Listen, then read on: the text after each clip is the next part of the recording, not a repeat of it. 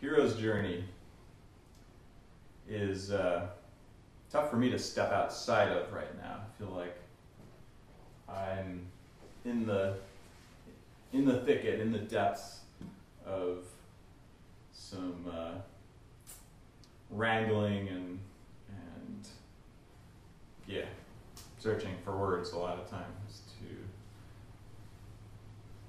convey, connect from where I'm at to what I see as the potential within this space and within myself, and all the intentions that have been set forward and all that I've set ahead of myself as this goal, this objective, this direction, and the motivation that I keep looking for, the passion to tap into that will accelerate me, launch me swiftly to accomplishment and satisfaction, fulfillment there. So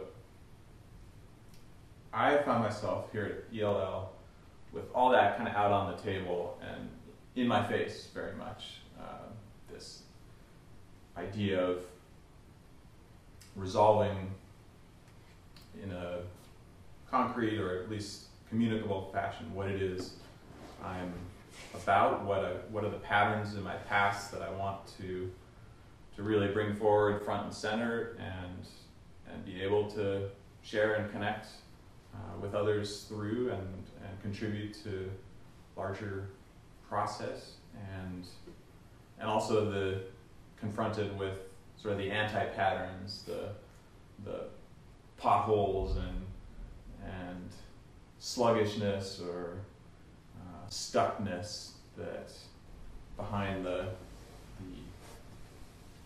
train of being fully in myself and in this kind of mental bottleneck a lot of times of the awareness that wants to be in control and in a strategic mode of planning and preparation and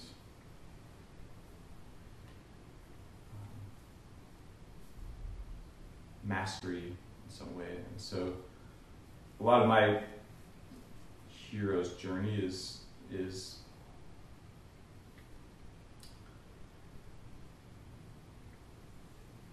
the coming home part of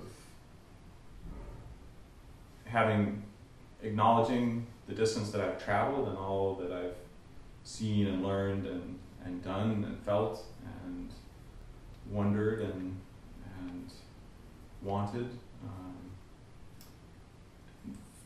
bringing that into the light in myself so that it's something that I acknowledge and own and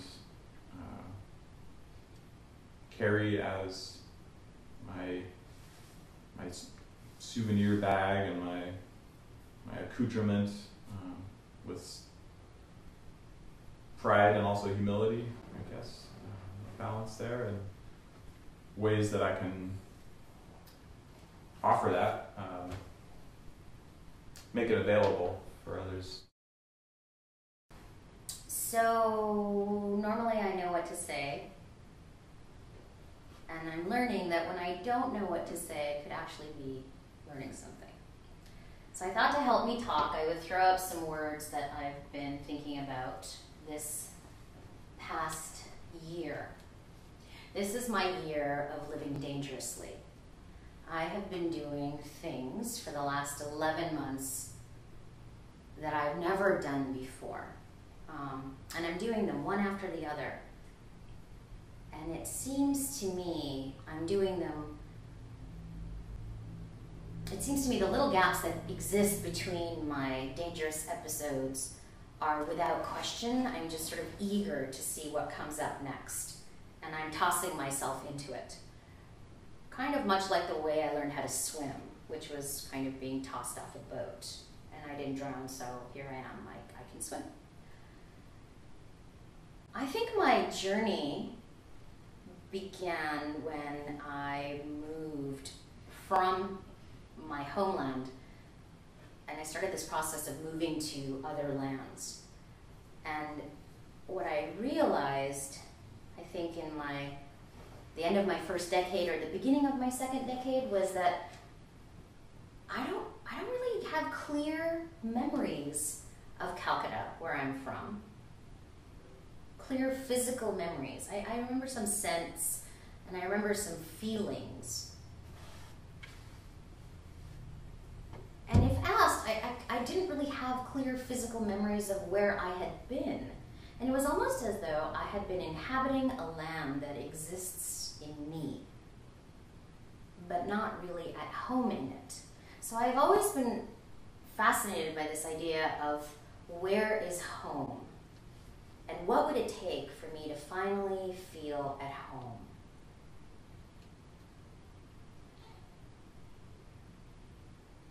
So I think my journey has been one that's explored this idea of, can I create something on the outside that will feel deeply familiar to me, and then I can say that I've arrived. And what I think I've been finding in this past year is that everything that I need to know to feel homed has always been in me. I just didn't know it. I just didn't experience that sense of familiarity. And so I guess you could call this work that I've been doing in this past year as a rehoming. So I came to Elle to practice having a shared experience with this knowledge of placemaking and with this quest for homing. And I think that what challenged me from the beginning is I kind of don't know how to do it. So I have this real desire to have what lives in my heart be real, as a place, as a product, as a system, as an event, as a process for other people. But I realized that I actually haven't done it, and I kind of don't know what it looks like, or what it could look like, or how it would feel. I think to be the hero or the heroine that lives inside of every single person, one has to be really naked. And I can't say I enjoy it. I mean, it's not easy to be super naked, to look oneself in the eye and just be like, hello, you.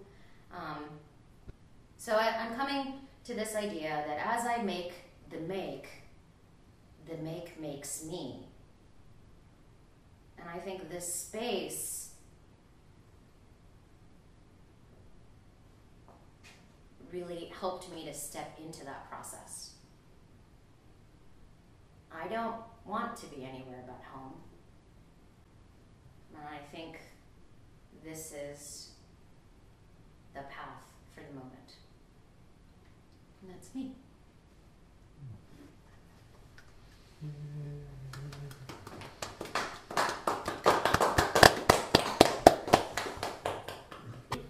Something that someone posted in Twitter, and it said that whenever you feel afraid or nervous about something, it means that you should do it. That it's important for you to do it. So I honor that, and I want to tell you that I feel nervous, but I'll do my best.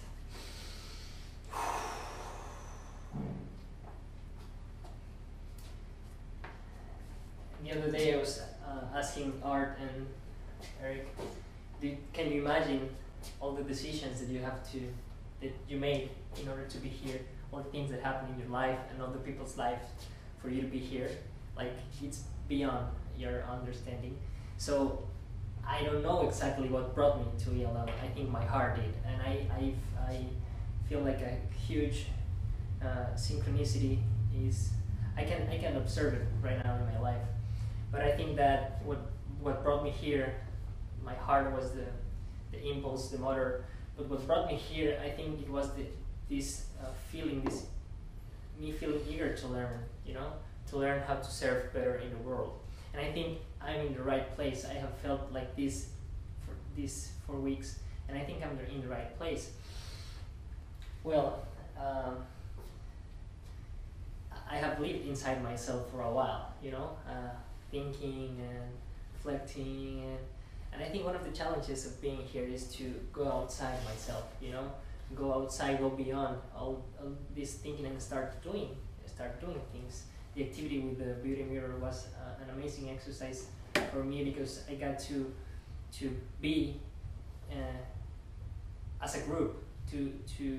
I wasn't just an individual. I was a group. I was seeing through your eyes too, and that made me feel so good. And that's one of the things that's a challenge for me because I can think and I can speak, but walking talk it's a harder thing to do. And I feel like I'm walking it right now.